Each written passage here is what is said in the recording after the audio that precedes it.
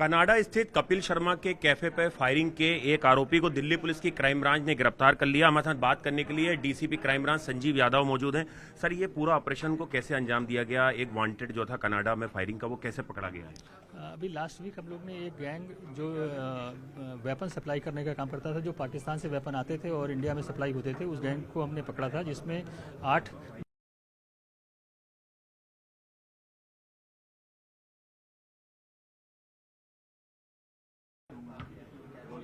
Canada स्थित कपिल शर्मा के cafe पर फायरिंग के एक आरोपी को दिल्ली पुलिस की क्राइम ब्रांच ने गिरफ्तार कर लिया। हमारे साथ बात करने के लिए DCP crime branch Sanjeev Yadav मौजूद हैं। सर, ये पूरा ऑपरेशन को कैसे अंजाम दिया गया? एक वांटेड जो था कनाडा में फायरिंग का, वो कैसे पकड़ा गया है?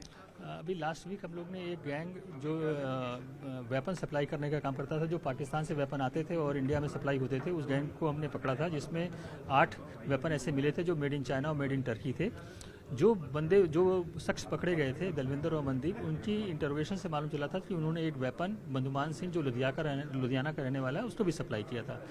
तो इस इन्फॉर्मेशन पर हमने इसको 25 तारीख को अप्रहेंड किया था और उसकी इंटरोगेशन में मालूम चला कि ये पिछले 2-2.5 साल से कनाडा में था और अभी अगस्त के महीने में ये वापस लौट के आया है। और इंटरोगेशन में इसने ये भी बताया कि जो कपिल शर्मा का कैफ़े रेस्टोरेंट है कनाडा में, सूरे में, उसके फायरिंग इंसिडेंट में ये शामिल था, कॉन्स्पिरेसी में, उसको लॉजिस्टिक सपोर्ट करने में। सर, ये किन गैंगस्टरों के साथ जुड़ा हुआ था ये, और कैसे टच में आया लॉरेन बिश्नोई और ये गोल्डी डिल्लो के? जो इन्फॉर्मेशन इसकी इंटरोगेशन सामने आ रहा है कि ये गोल्डी ढिल्लो के साथ टच में था और इसके जो बीच के लोग हैं, जैसे जो शूटर हैं इसमें, एक गुरजोत और दलजोत हैं, वो सीपू के टच में थे। सीपू गोल्डी ढिल्लो से डायरेक्ट इंस्ट्रक्शन लेता था और डायरेक्ट टच में रहते थे। ये सारे इन बदमाशों के टच में रहते थे। सर, ये सीपू का क्या बैकग्राउंड है, कहाँ पे है ये?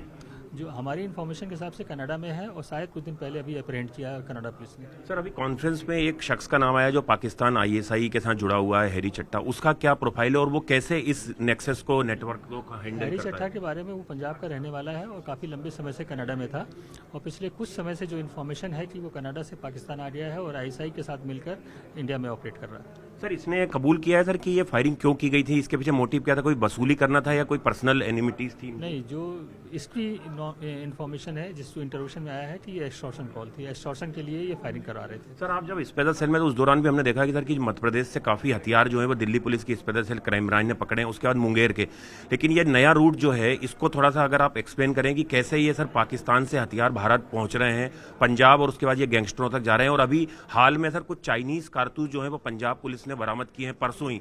तो ये क्या नेक्सस है सर कि चाइनीज कार्टेजेस हैं वो गैंगस्टर तक कैसे पहुंच रहे हैं?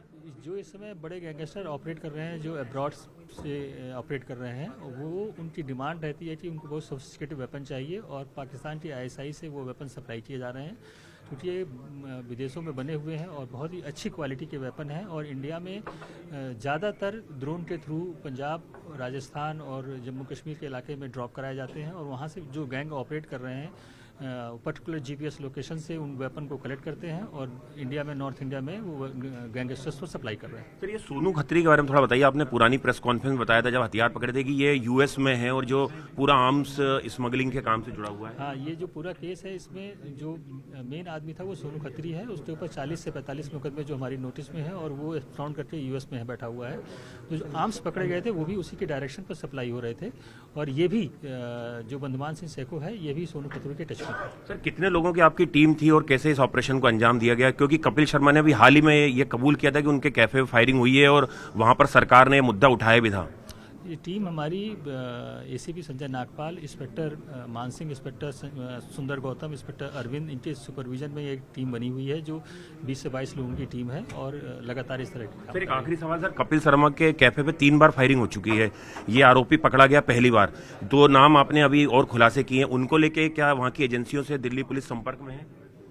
अभी हम जो हमारी इन्फॉर्मेशन है, जो इसकी इंटरोगेशन हुई है, उससे हमने सेंट्रल एजेंसीज को इन्फॉर्म कर दिया गया है। बाकी कॉल सेंट्रल एजेंसीज लेंगे। शुक्रिया। तो ये थे डीसीपी संजीव यादव, जिन्होंने बताया कि कैसे कपिल शर्मा के कैफे पे पूरी फायरिंग हुई, कैसे एक आरोपी को लुधियाना से पकड़ा गया है और कैसे ये पूरा नेक्सस पाकिस्तान आईएसआई की शह पे काम करता है। कैमरा पर्सन नीरज तिवारी के साथ आनंद तिवारी, न्यूज 18 इंडिया, दिल्ली।